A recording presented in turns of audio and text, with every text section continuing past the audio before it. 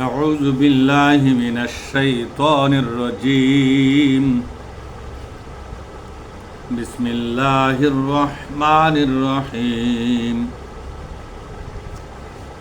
وليحكم أهل الإنجيل بما أنزل الله فيه ومن لم يحكم بما أنزل الله فأولئك هم الفاسقون الله أكبر الحمد لله رب العالمين والصلاة والسلام على سيد المرسلين وعلى آله وأصحابه أجمعين أما بعد আমি আপনাদের সামনে সূরা আল মায়েদা 48 নম্বর একটা আয়াত আমি পড়ে শোনালাম। আসুন এখান থেকে আল্লাহর এই বাণীর তাৎপর্য বুঝে নেওয়ার জন্য আমরা চেষ্টা করব। আমার তৌফিকি বিল্লাহ বিল্লাহ। আল্লাহ পাক বলছেন ওয়াল ইয়াহকুম আহলুল ইনজিল, আহলে ইনজিল যারা, তাদের দায়িত্ব হচ্ছে অবশ্যই তাদেরকে শাসন ব্যবস্থা পরিচালনা করতে হবে বেমা আনজালাল্লাহু ফিহি, যা কিছু আল্লাহ পাক ইনজিল কিতাবের মধ্যে নাজিল করেছেন। আল্লাহ পাক ইনজিল কিতাবের যে বিধান নাজিল করেছেন সেই বিধান অনুযায়ী শাসন ব্যবস্থা তোমরা কার্যকর করো। শব্দটা এভাবে আছে, ওয়াল ইয়াহকুম, অবশ্যই হুকুম জারি করো আহলুল ইনজিলে, আহলে ইনজিল যারা। আহলে ইনজিল কারা? আহলে ইনজিল হলো সেই সময় ইনজিল কিতাবে পড়ে যারা ঈমান আনছিল। ইনজিল কিতাবে ঈমান আনার কারণে তারা মুমিন। আর ইনজিল কিতাব যে নবীর উপর নাজিল হলো, যে রাসূলের উপরে নাজিল হলো, সেই রাসূলের উপর ঈমান আনা এটা তাদের জন্য কি ছিল? ফরজ ছিল।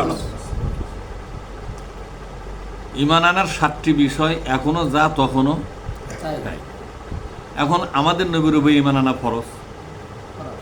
তখন হযরতে ঈসা আলাইহিস সালাম তার হাতে ইনজিল কিতাব আল্লাহ পাক দিয়েছেন, তার উপর ঈমান আনা কি ছিল?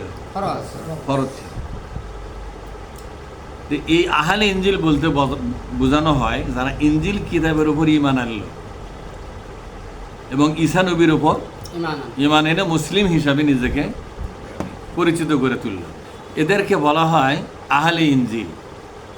এভাবে ছিল হচ্ছে আহলে তাওরাত, এভাবেই ছিল আহলে জাবুর। এখন আমরা যারা, তারা হলো আহলে কোরআন। আমরা সবাই কি? কেন? আমরা কোরআনের উপর ঈমান এনেছি। তাহলে আহলে ইনজিল এই শব্দটা আল্লাহ নিজেই উচ্চারণ করেছেন, সুবহানাল্লাহ বলেন। মানে যে কিতাবের উপরে যারা ঈমান আনবে সেই কিতাব অনুযায়ী তাদের নাম হবে আহলে কোরআন, আহলে ইনজিল, আহলে তাওরাত, আহলে জবুর। বোঝা গেল বিষয়টা? ক্লিয়ার? এখন তাদের দায়িত্ব, যারা ইনজিল কিতাবের উপর ঈমান আনছিল, আল্লাহ তাদেরকে নির্দেশ জারি করলেন। এখানে হচ্ছে ওয়াল ইয়াহকুম, তোমাদেরকে নির্দেশ দেওয়া হচ্ছে যে। আরবি শব্দটা বুঝতে পারছেন আপনারা? কি নির্দেশ? তোমরা শাসন কার্য পরিচালনা করো বেমা আনজালাল্লাহু ফিহি, ইনজিল কিতাবের মধ্যে আমি যে বিধানটা দিয়েছি সেই বিধান অনুযায়ী দেশ ও জাতির মধ্যে কি করো? শাসন ব্যবস্থা পরিচালনা করো। এর বাইরে যাওয়া যাবে না। তাহলে আমরা যারা আহলে কোরআন, কোরআনের প্রতি ঈমান আনার কারণে, মুহাম্মদ সাল্লাল্লাহু আলাইহি ওয়াসাল্লামের প্রতি ঈমান আনার কারণে আমরা হলাম আহলে কোরআন। আমাদের প্রতি নির্দেশটা কি? এটা ফরজ হবে না নফলত যাবে? আমাদের দায়িত্ব হলো কোরআন অনুযায়ী শাসন ব্যবস্থা কায়েম করা। কিভাবে করব? আল্লাহ সে ফর্মুলা দিয়েছে সূরা আলে ইমরানের মধ্যে। এটা কার্যকর করতে গেলে তোমাদের একটা রাজনৈতিক দল গঠন করতে হবে। ওয়ালতাকুম মিনকুম উম্মাহ, তোমাদেরকে একটা উম্মাহ তৈরি করতে, উম্মাহ মানে রাজনৈতিক দল তৈরি করতে হবে। কি তৈরি করতে হবে? করতে হবে। ইয়াদউনা ইলাল খায়রে, একটা কল্যাণকর রাষ্ট্র প্রতিষ্ঠার জন্য। যে খায়ের মানে হলো কল্যাণকর। অনেক লোক বলতেছে যে ইসলামী দল এখন আগে ইসলাম অনুযায়ী দেশ শাসন হবে, কোরআন সংবিধান হবে, সেই দাবি বাদ দেয় এখন কল্যাণ রাষ্ট্রের কথা বলতেছে। অথচ কল্যাণ রাষ্ট্রের কথা কিন্তু আল্লাহ কোরআনে বলেছেন। ইয়াদউনা ইলাল খায়রে, খায়রুন মানে কি? খায়র মানে কি সংবিধান? খায়রুন মানে কল্যাণ। একটা কল্যাণ রাষ্ট্র প্রতিষ্ঠার জন্য তোমরা মানুষকে কি করো? দাওয়াত দাও। ইয়াদউনা মানে দাওয়াত দাও। এই কল্যাণ রাষ্ট্র প্রতিষ্ঠার কাজটা যখন সমাপ্ত হবে, অর্থাৎ এই রাষ্ট্রের দায়িত্ব যদি তোমরা পাও, তাহলে ইয়ামুরুনা বিল মারুফে, তখন তোমরা কোরআন কায়েম করো। আগেই কোরআন কায়েমের দাওয়াত দিয়ে জনগণের মধ্যে বিভ্রান্ত করার দরকার নেই। খালি বলবে একটা কল্যাণ রাষ্ট্র আমরা তৈরি করব। কি রাষ্ট্র? কল্যাণ রাষ্ট্র। তা আল্লাহ তো দাওয়াত দিতে বলছে।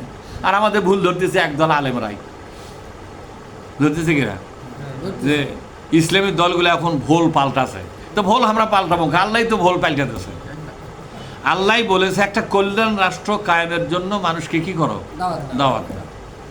তার আগে কি করো? ওয়ালতাকুম মিনকুম উম্মাহ, একটা রাজনীতির দল গঠন করো। তাহলে এই যে ছোট ছোট আয়াতে আল্লাহ তাআলা একটা সুন্দর সুন্দর সমাধান দিয়েছে, যাতে আমাদের বুঝতে সমস্যা না হয়।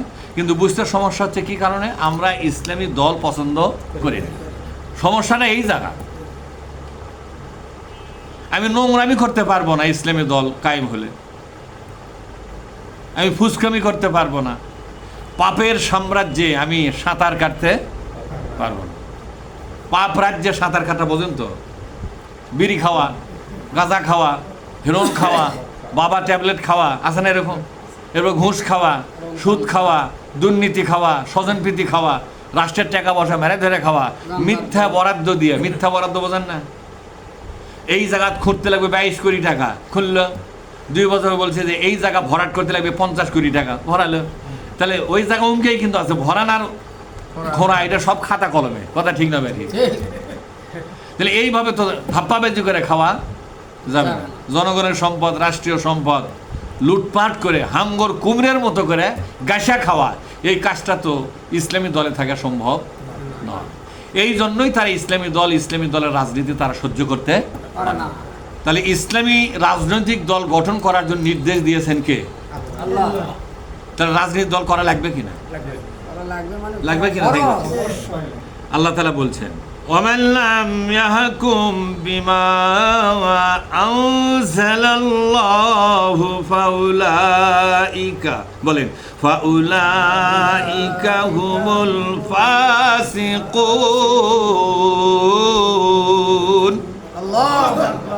আল্লাহ পাক বলছেন, আমি তোমাদেরকে একটা চূড়ান্ত সমাধান দিচ্ছি, একটা রায়। আল্লাহর আদালত থেকে একটা কি আসলো? রায় ঘোষণা হলো যে আমার নাজিল করা বিধান দিয়ে যদি আমার বিধানের প্রতি ঈমান আনা লোকগুলো যদি সমাজ পরিচালনা না করে, আমি বুঝাতে পারলাম? আমার বিধানের প্রতি, কোরআন একটা বিধান না? না বিধান নয়? তো আমার কোরআনের প্রতি ঈমান আনা মানুষগুলো, আবার নাজিল করা কিতাবের প্রতি ঈমান আনা মানুষগুলো যদি আমার নাজিল করা কিতাব দিয়া সমাজ ও দেশ পরিচালনা এবং শাসন ব্যবস্থা কায়েম না করে, আমি আল্লাহ তাদেরকে ফাসেক হিসাবে ঘোষণা দিলাম। এরা সবাই কি ফাসেক? আল্লাহ পাক আরেকটা আয়াতে বলছেন ফাসেকের অবস্থা হলো, ইন্নাল্লাহা লা ইয়াহদিল কওমাল ফাসিকিন।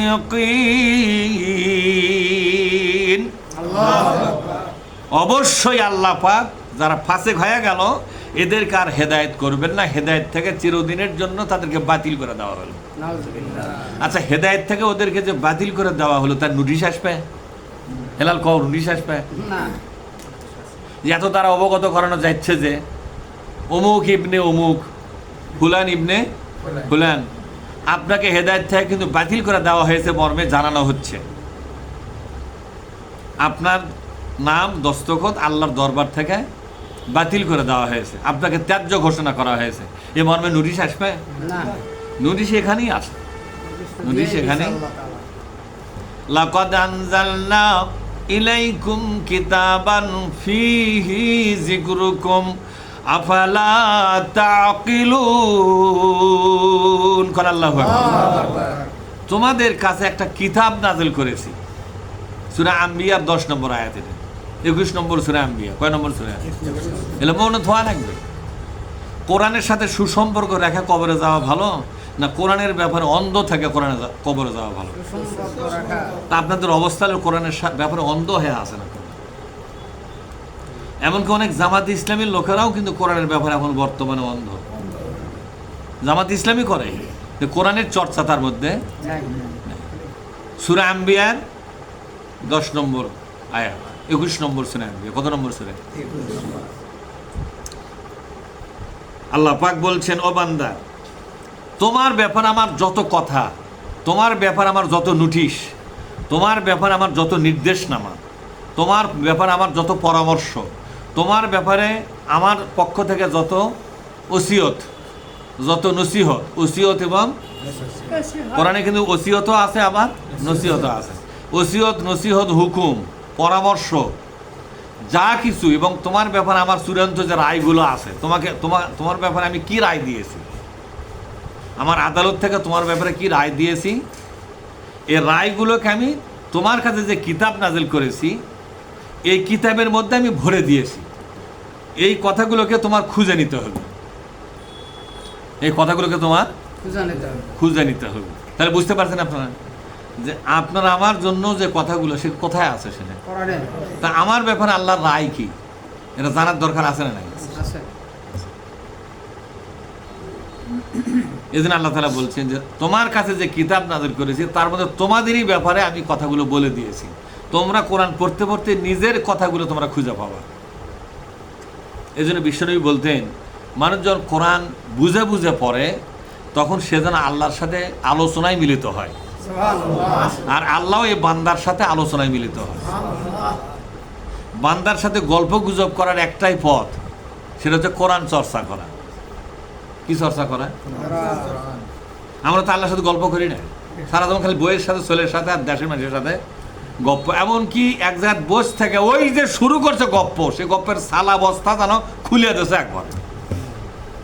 আর একজন করছে, আরে তোরা করলু আমার যে চাঞ্চি হল না, মনে হয় আরো কবে। তাহলে আল্লাহ তাআলা বলছেন আফালা তাকিলুন, ওই আয়াতের শেষে বলছেন যে তোমরা কি আকল অর্জন করবে না? আকল মানে কি? জ্ঞান। তোমার সময় সুদ করেছিল তখন, তোমরা কি আকল অর্জন করবে না? অর্থাৎ আমার এই নাজিল করা কিতাবের মধ্যেই তোমাদের আকলগুলো আছে। এই আকলটা এখন তোমার কি করতে হবে? কালেকশন করতে হবে না? তোমাদের মস্তিষ্কের মধ্যে একটা আকল আছে, আর একটা আকল আছে কার মধ্যে? কোরআনের মধ্যে।